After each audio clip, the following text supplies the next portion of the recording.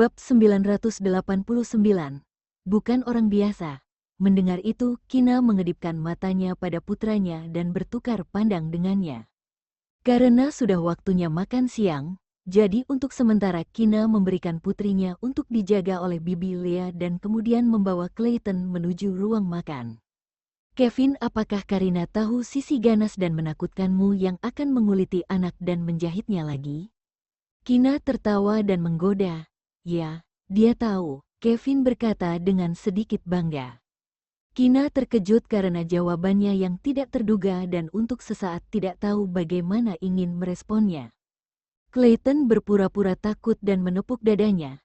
Aku tiba-tiba kasihan karena kakak Karina akan jadi sasaran paman. Apa maksudmu dengan jadi sasaran? Kalau belum bisa bicara dengan baik, jangan asal bicara. Kevin menatap Clayton dengan sinis. Terus kalau lagi makan tuh jangan banyak bicara. Tuh lihat Dea yang pintar banget. Begitu dia selesai bicara, Dea mendongak dan berkat dengan suara lembut. Kakak Clayton merasa kasihan pada Kak Karina yang jadi sasaran pamannya. Kevin yang diejek seperti itu membuat semua orang keluarga Okto tertawa. Aku dan Dea itu saudara dan sehati, Clayton berkata sambil tersenyum. Kevin, setelah makan siang, Ezra menemani Kina dan putrinya tidur. Lalu dia memanggil Kevin dan Vito ke ruang kerja dan memintanya untuk lanjut bercerita tentang Lucinta dan Axel. Ezra ingin mencari tahu apakah dari hubungan dekat Axel dengan Lucinta membuatnya datang ke kota Leicester setelah beberapa tahun dan ingin membalas dendam untuk Lucinta, atau memang benar karena urusan bisnis. Axel dan Lucinta sering berkomunikasi dan sangat dekat. Untungnya Kevin punya ingatan yang bagus dan dia mengingat apa yang terjadi di antara mereka saat itu. Jadi dia menceritakan semuanya secara detail. Di sore hari, Kina dan putrinya bangun lalu turun sambil menggendong putrinya. Dia tidak melihat Ezra dan bertanya pada pelayan. Lalu dia tahu kalau suaminya sedang bicara dengan Kevin dan Vito di ruang kerja. Karena itu Kina jadi berpikir apakah memang ada sesuatu yang terjadi pada Kevin dalam perjalanan ke sini tadi pagi.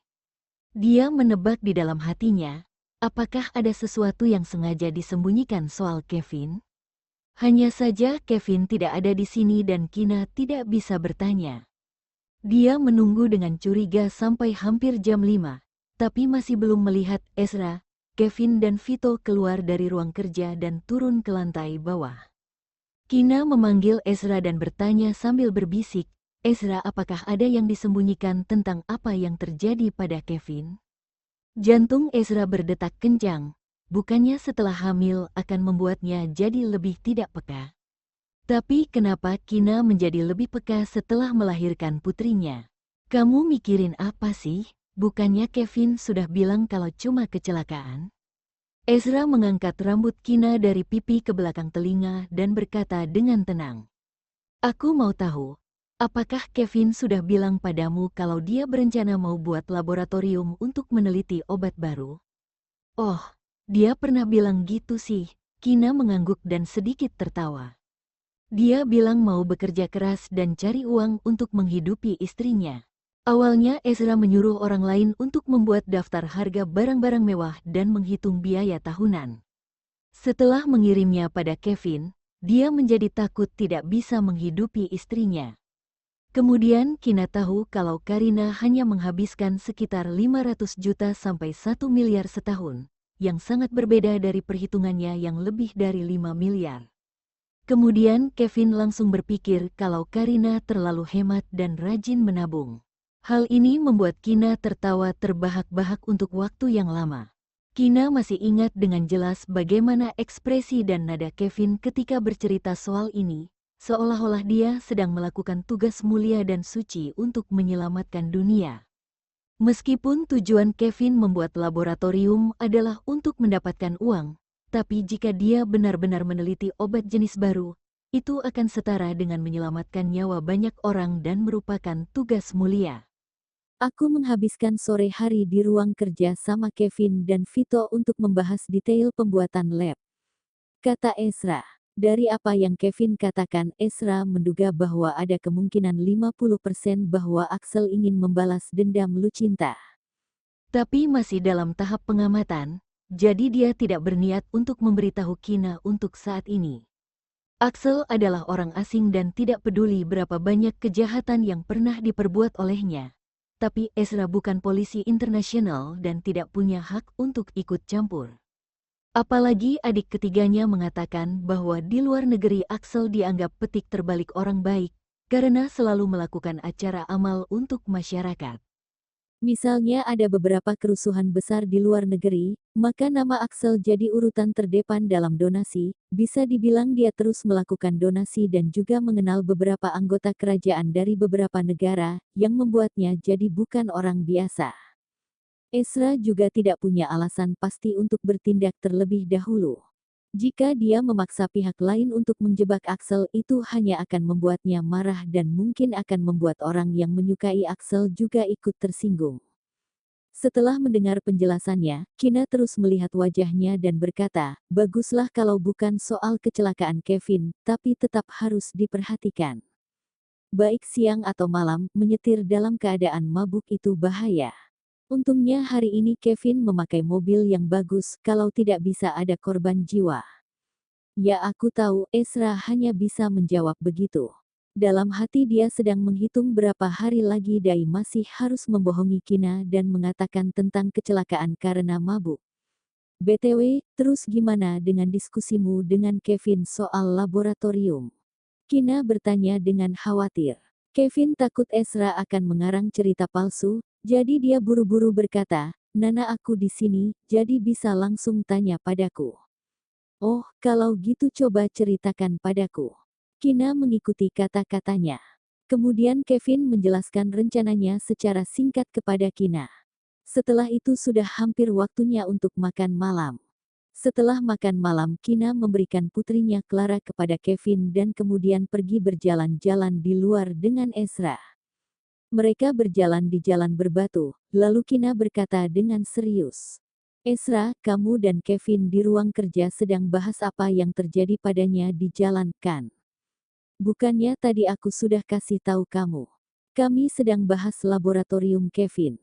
Kata Ezra dengan tegas. Kamu tahu tidak kalau lagi bohong ujung telingamu itu bergerak. Di rumah tadi, Kina tidak ingin mengatakannya di depan banyak orang. Sebenarnya di masa lalu ketika Ezra juga berbohong, sikapnya agak aneh.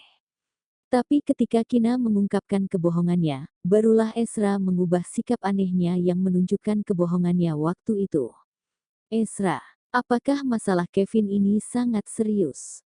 Kina bertanya lagi. Karena mereka berdiskusi di ruang belajar sepanjang sore. Bab 990. Supaya tidak jadi pengganggu. Ezra melihat kalau Kina sudah menyadari dan berkata, ya tadi Kevin bertemu kenalan lama di jalan daerah kota Leicester. Orang yang dia temui bukan teman atau musuh.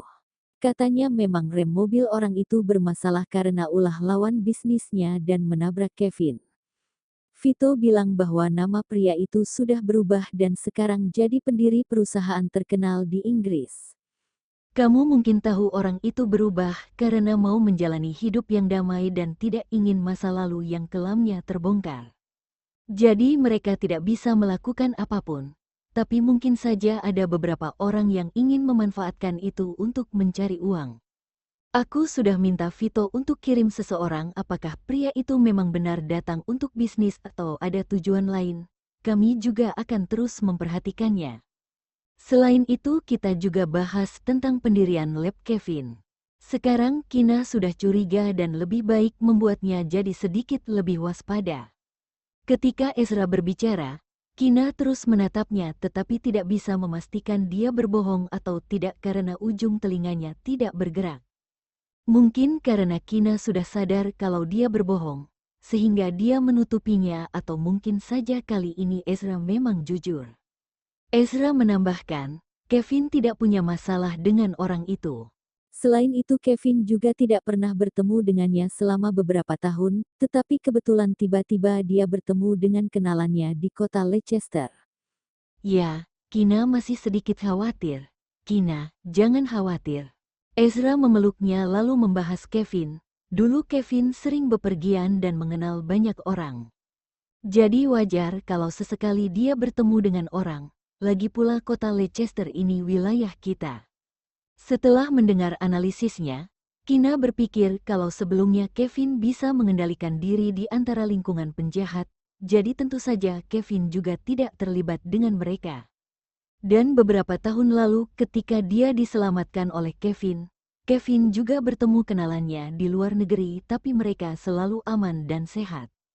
Dia belum pernah melihat Kevin diserang. Memikirkan hal ini membuat Kina jauh lebih tenang. Untuk saat ini dia tidak mau memikirkannya lagi dan mengubah topik pembicaraan jadi lebih santai. Ezra, kalau Clara sudah berusia setahun, ayo kita pergi jalan-jalan ke beberapa kota terkenal di negara Air. Identitasnya terlalu sensitif dan tidak bisa pergi ke luar negeri. Dan Kina pernah tinggal beberapa tahun di luar negeri, tapi dia belum pernah pergi ke beberapa kota terkenal di negara R. Bahkan jika Ezra pergi ke luar negeri untuk urusan resmi, ruang lingkup kegiatan dan orang-orang yang dia temui juga terbatas. Ya, baiklah. Ezra memegang tangan kecilnya dengan erat.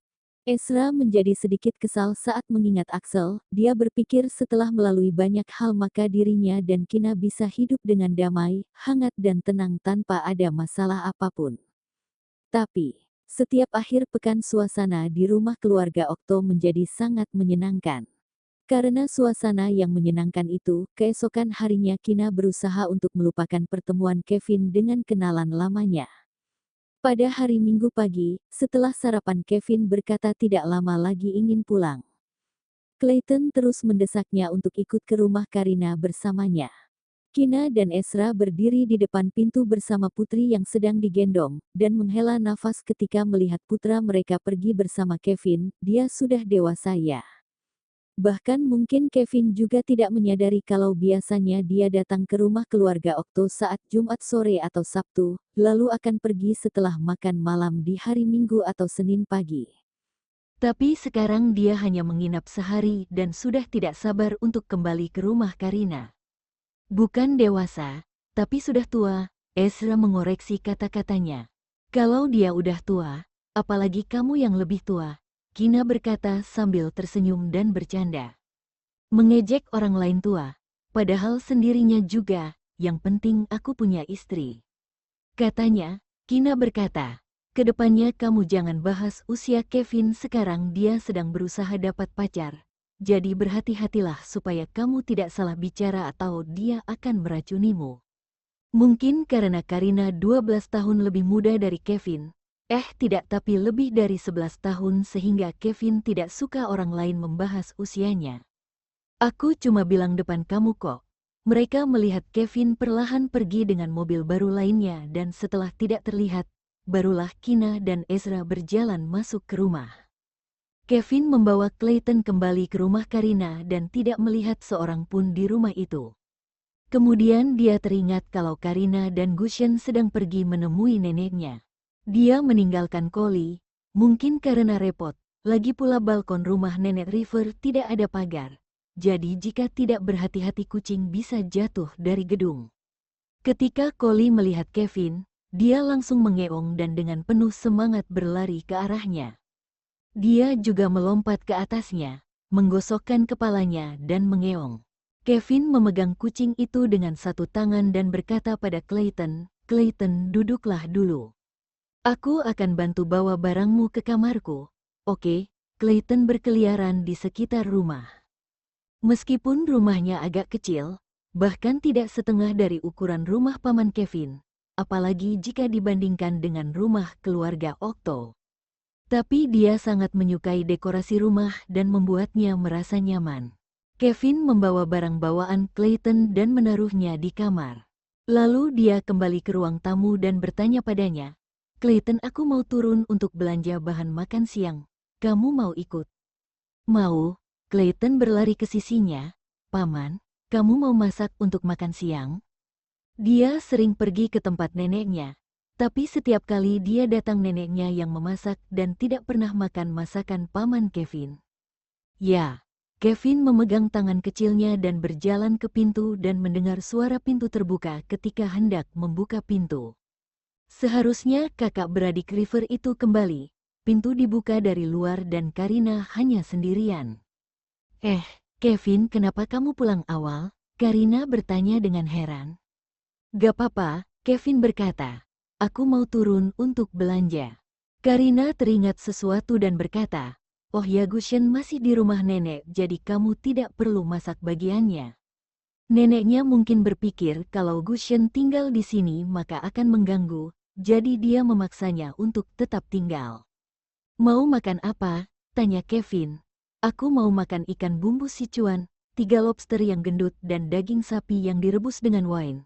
Clayton langsung menyebutkan beberapa makanan sekaligus. Semuanya adalah masakan yang rumit. Kevin berkata dengan kejam. Aku tidak tanya padamu tuh. Clayton merasa sedih. Baru pada saat itulah Karina memperhatikan bahwa Kevin sedang menggandeng anak kecil. Kemudian dia tersenyum menyapa. Halo, apa kabar Tuan Muda keluarga Okto?